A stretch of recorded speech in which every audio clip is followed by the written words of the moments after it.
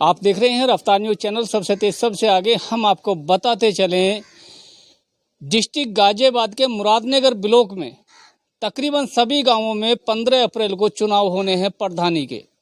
उसी को देखते हुए हम आज बैठे हुए हैं विहंग गांव में, जो मेरा भी खुद का गांव है। वहाँ पे बैठे हुए हैं, यहाँ 4 आदमी चुनाव में खड़े हुए हैं, लेकिन अपने अपनी जीत का सभी दावा भी कर रहे हैं। किसकी जीत होगी किसकी नहीं होगी, लेकिन काम कौन करेगा? दिखा तो सब रहे हैं कि जीत मेरी होगी, लेकिन काम कौन करेगा? हमारे साथ में जुझारू, कर्मठ, ये कह दीजिए, और ईमानदार संजीव त्यागी, जो काफ़ी पहले भी चर्चा में रहे, काफ़ी सारे काम किए हैं और दबंग भी हैं। अब देखना होगा कि गांव के लोग क्या उन्हें जीत दिलाएंगे या नहीं। उनसे ही बात करते हैं कि आखिरकार आपकी किन किन मुद्दों पे इस प्रधानी के चुनाव में लड़ाई है। आपका नाम? संजीव त्यागी। संजीव जी, ये बताए, जो ये मुद्दे चल रहे हैं प्रधानी के, क्या गांव का विकास कैसे होगा? मेरी सबसे पहले प्राथमिकता होगी गांव के रास्तों की, और गरीब जो लोग हैं उनके लिए प्लाटों की, उनके रेजिडेंस की सबसे पहली प्राथमिकता 2 होंगी। जीतने के बाद दोनों पे ही मेरा फोकस होगा। उसके बाद जो है, जब इनको सभी को वो कर दूंगा, तीसरे उस पे मेरी पानी की व्यवस्था होगी गांव के लिए, क्योंकि गांव में नदी की वजह से हमारे गांव का पानी जो है खराब है। इससे जो है ये पानी पिया नहीं जा रहा है किसी भी ग्रामवासी से, और जहाँ जहाँ से भी ये नदी गुजर रही है आसपास के गांव से, वहीं सभी का पानी खराब है। तो हम इसके लिए प्रयास करेंगे कि हमारे गांव में टंकी का निर्माण कराया जाए और शुद्ध पेयजल सभी को दिया जाए। क्या मेडिकल सुविधा भी, अगर आप प्रधानी चुनाव में जीतते हैं तो मेडिकल सुविधा भी गांव में होगी? मेडिकल सुविधा जो है, जो भी हमारे यहाँ उपचार केंद्र बना हुआ है, उसमें अभी तक कोई नहीं बैठता है। उसमें एक डॉक्टर, जेंट्स डॉक्टर, एक लेडी डॉक्टर की व्यवस्था की जाएगी।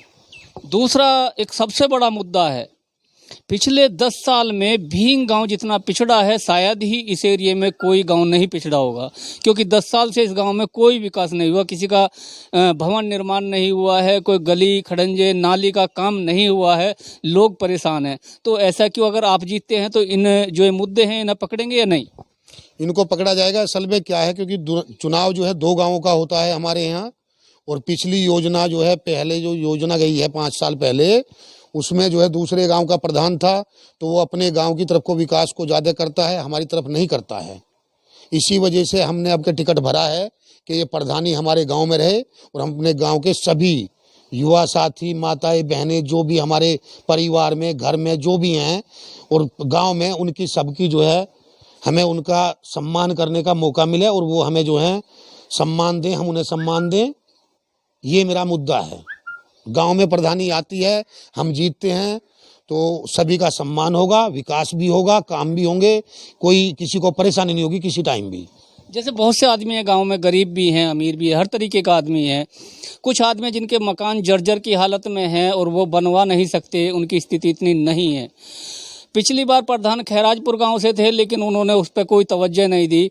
तो अगर आप चुनाव जीतते हैं और प्रधानी जीत के लाते हैं, तो शायद उन मुद्दों को पहले पकड़ेंगे या बाद में? नहीं, उनको भी पकड़ा जाएगा। एक एक करके सब मुद्दे उठाए जाएंगे। जिनके मकान जर्जर हैं उनका भी लियो जो है, जो अपने इसमें राहत कोष में पैसा आता है, प्रधानी योजना में पैसा आता है, उसको जो है निकाल के उनके मकान भी कराए जाएंगे। ठीक, बहुत सारी चीज़ें हैं। कुछ बताते हैं कि जो हमारा गांव है वो सबसे पिछड़ा हुआ है, यहाँ सवारी की व्यवस्था नहीं है। आज भी इतना सब कुछ होने के बाद, जहां उत्तर प्रदेश में योगी सरकार है और केंद्र में मोदी सरकार है, उसको भी देखते हुए आज तक हमारे यहाँ सवारी की सिस्टम नहीं हुआ। एक प्रधानी का अगर तुम चुनाव जीतते हैं तो क्या उसके लिए भी कोई ऐसा करोगे कि कोई चिट्ठी या कोई पत्र लिखोगे, जिससे कि हमारे गांव में कुछ इस तरीके का एक चलने के लिए या आने जाने के लिए कोई विकल्प मिल जाए? देखो, गांव बॉर्डर पे है, ट्रांसपोर्ट की सुविधा तो नहीं होगी ट्रांसपोर्ट की, लेकिन जो सर्विस रोड हैं, जैसे मान लिया ये हमारा रावली रोड मेन रोड बोला जाता है, इस पे फिलहाल भी प्राइवेट बसें चल रही हैं, लेकिन उसके लिए भी कोई ऐसा इंतजाम किया जाएगा कि कोई 1 बस या 2 बस बागपत को जाती हैं, जो गाड़ियां ये प्राइवेट जाती हैं, इन पे जो है सरकारी अगर गाड़ी चलती हैं उसके लिए वो किया जाएगा। तो हमारे यहाँ रावली या नेकपुर की सुविधा हो जाएगी तो वहाँ से हमारे लिए नज़दीक हो जाएगा। नहीं, आवाज़ उठानी पड़ेगी, क्योंकि जो हमारे क्षेत्रीय विधायक होते हैं उनके पास आप जाएंगे, या जो सांसद हैं हमारे, उनसे जाकर मुलाकात करेंगे कि भाई मैं गांव का प्रधान बना हूं और मेरे गांव को ये चीज़ें की सुविधा चाहिए, मेरा गांव सबसे ज़्यादा परेशान है, तो वो समस्या भी सुनी जाएगी। तो ऐसा कर पाएंगे? हाँ, बिल्कुल कराया जाएगा।